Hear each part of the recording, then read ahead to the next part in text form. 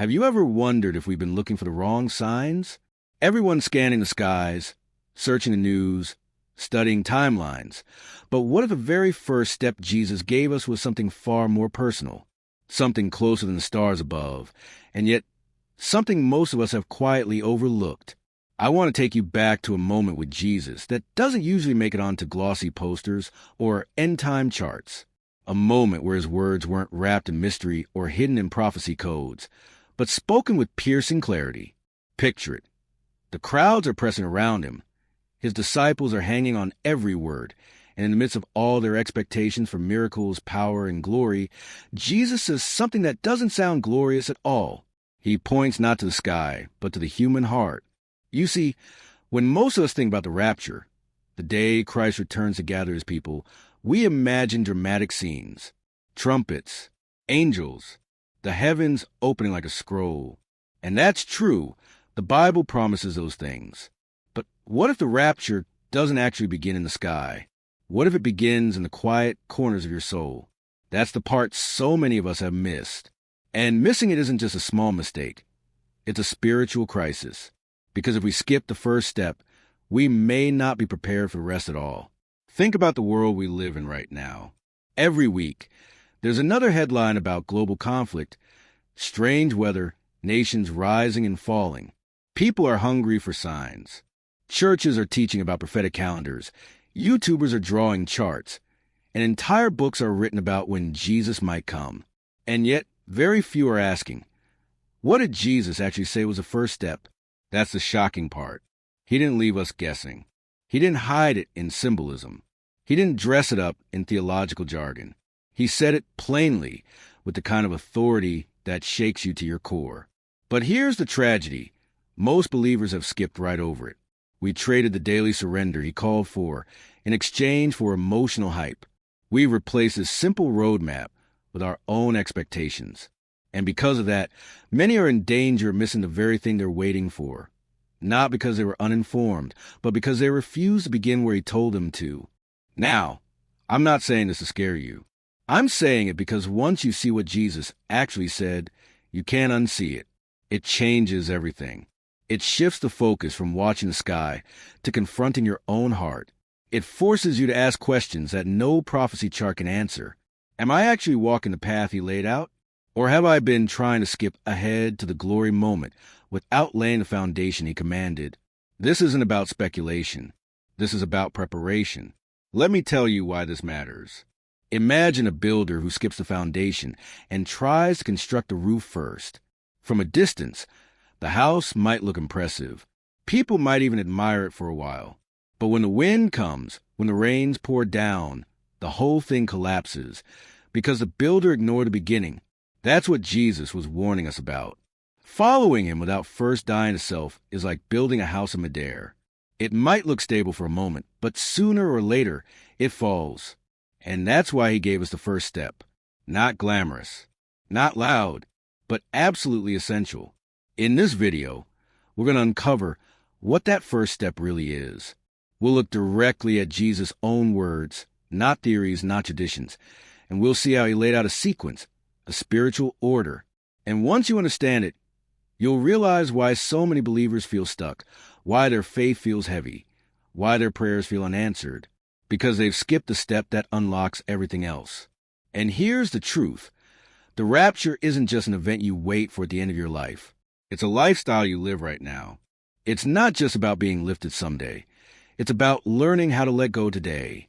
So before we dive into charts and signs, let's go back to the red letters, back to what Jesus himself said. Because in his own words, he revealed the starting line. And it doesn't begin with watching the heavens. It begins with a decision only you can make. And that decision, that's where our journey continues. Underscore.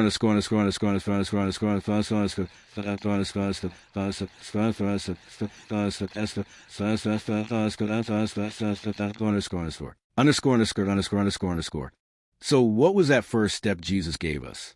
He said it clearly. If anyone wants to follow me, let him deny himself, take up his cross daily, and follow me. Those words, they sound simple, just a sentence. But inside them is the entire blueprint of discipleship the entire foundation of preparation. And yet, most of us read it quickly, nod, and move on, without realizing we just walked past the doorway into the kingdom. Let's pause here, because this isn't just a verse, it's a life. Imagine the scene: Jesus standing before a crowd that expected him to overthrow Rome, to become a military king, to make their lives easier. Instead, he looks them in the eyes and says, "Deny yourself." It must have stunned them. Deny myself? In a world where survival was already hard enough, where food, freedom, and security were fragile luxuries. And yet, Jesus wasn't offering a shortcut to comfort. He was offering the only path to transformation. When he said, "Deny yourself," he wasn't talking about avoiding dessert or skipping a luxury. He meant surrendering the deepest part of you, the pride, the plans, the very idea that your life belongs to you. That is the first step. Not the sky, not the trumpet, not the angels. The first step begins in the invisible battlefield of the heart. But Jesus didn't stop there. He added another line: "Take up your cross daily." Now think about that. His listeners knew exactly what a cross meant. They saw it often: Roman soldiers leading criminals through the streets, dragging heavy beams of wood, marching them toward their death. The cross was not jewelry, not decoration. It was a symbol of humiliation, pain, and surrender control. And Jesus had the audacity to say, "That is the path of following me. Not once, not occasionally, but daily." This means that following him is not a single prayer, not a single altar call, not a single emotional moment. It's a daily surrender, a daily laying down, a daily choice to let his will replace yours. Now here's why this matters. If we skip this, nothing else works. Think of it like trying to light a lamp without oil. You can strike the match, but the flame will never last. You can shout, sing, and pray, but without self-denial and surrender, the fire dies out. That's why so many people get discouraged. They go to church, they pray for blessings, they talk about heaven, but deep down, they never took the first step Jesus required. They want the crown without the cross, and so their faith feels shallow. Their prayers bounce back empty. Their hope wears thin. But the moment you take this step, truly deny yourself and carry your cross, everything changes. Suddenly the scriptures open like a treasure chest. Prayer feels alive. The Holy Spirit begins to guide you with clarity. And you realize this is the beginning of rapture living. Let's connect this with something Jesus said elsewhere. The parable of the wise and foolish builders. Remember? One built on sand, the other on rock. When storms came, only one house stood. Most people hear that and think of faith in general. But what if the rock isn't just believing Jesus exists? What if the rock is obeying the first step he commanded? Deny yourself. Carry your cross. Follow him. That is the solid foundation. Without it, the house collapses, no matter how impressive it looks from the outside. Here's the paradox. Dying to yourself sounds like losing everything. But Jesus revealed it's actually the way to gain everything. He said, "Whoever loses his life for my sake will find it." Think about that. The very thing you're afraid to surrender, the control, the reputation, the dreams, that's the thing holding you back from the life he wants to give you. When you finally let go, you discover freedom. The chains you thought were protecting you were actually binding you. This is why the early disciples could face persecution, prison, even death with joy. They weren't clinging to their own lives anymore. They had already surrendered them to Jesus. And in return, he gave them a life the world couldn't steal. Now let's fast forward to today. We live in a world of self-promotion, self-branding, self-identity.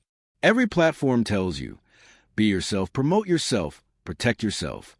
And yet Jesus whispers across the centuries, deny yourself. That's not popular. It doesn't sell.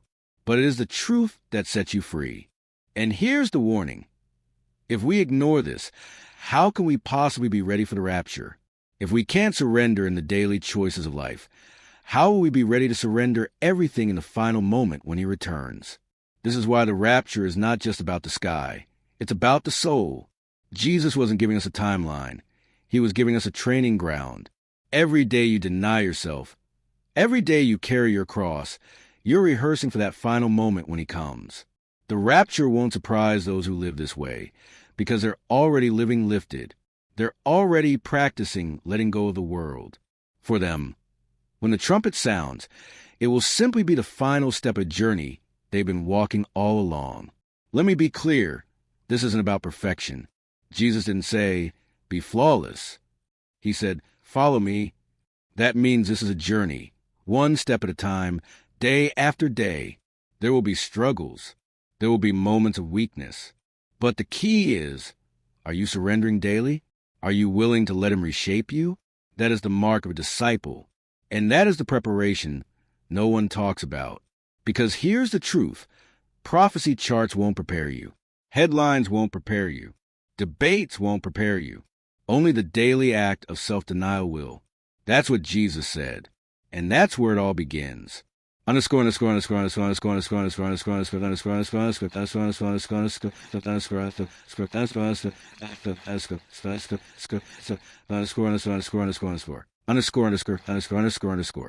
As we walk through the words of Jesus, we've seen that the path to the rapture does not begin in the clouds. It begins in the heart. The starting point is not about watching the skies for signs or chasing after timelines. It begins with surrender. It begins with self-denial. It begins with carrying the cross daily. But now let's take a step back and ask ourselves, why is this so hard? Why do so many believers stumble at the very first step? The answer is simple, yet piercing. Because dying to self is the one thing our flesh resists the most. We can study prophecy, debate doctrines, attend countless church services, and even sing with lifted hands. But the old self is still alive and ruling within us. We are not walking the road Jesus laid out. This is why the rapture will not be an accident. It will not be something people stumble into by surprise. It will be the natural result of a life already aligned with heaven. Think of it this way. When Jesus returns, he will not need to force us upward.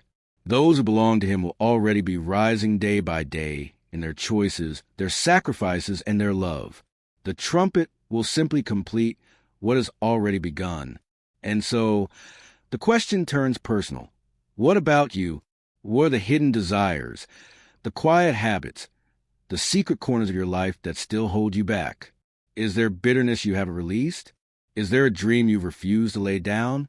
Is there a sin you excuse instead of crucified? Jesus is not asking for half of your heart. He is asking for all of it. The rapture begins in those moments of quiet obedience. When you forgive someone who doesn't deserve it, when you choose prayer instead of distraction, when you humble yourself instead of proving yourself. That is the sound of inner ascension. That is the life that is already rising toward him. And here's the beauty. When you live this way, you no longer live in fear of missing out. You are not scrambling for signs, not panicking about headlines, not comparing yourself with others. Instead, you carry a calm confidence, a steady hope. You know who you belong to, and you walk with oil in your lamp. You are not waiting to be rescued. You are already being raised. So today, the invitation is simple, but it will cost you everything. Pick up your cross. Surrender what you cannot keep, so that you may gain what you can never lose. Let go of the weight that drags you down, so you can rise when he calls. Because the truth is this, no one drifts into the rapture. It begins with intention. It begins with surrender. It begins with you. So let me ask you, what needs to die in you so that Christ may truly live? What is he asking you to lay down today? Don't just let this be another teaching you hear and forget. Make it real. Make it personal. Speak it out. Write it down. Live it daily. And as you take that step, know this. You are not walking alone. The same Jesus who carried his cross before you will carry you now. The same Spirit who raised him from the dead will raise you too. The path has been laid, the call has been given, and the time is short. So don't wait. Begin today. Begin where he began. Because when the trumpet sounds, those who already walk in surrender will rise in glory. And if this message stirred your heart, I invite you, don't just watch. Respond. Share in the comments one thing you're surrendering to the Lord today. Let's create a space where faith comes alive, where disciples declare their steps, and where together we prepare for the day of his return. Before you go, make sure to subscribe, turn on notifications, and stay with us, because this journey is only beginning. In the days ahead,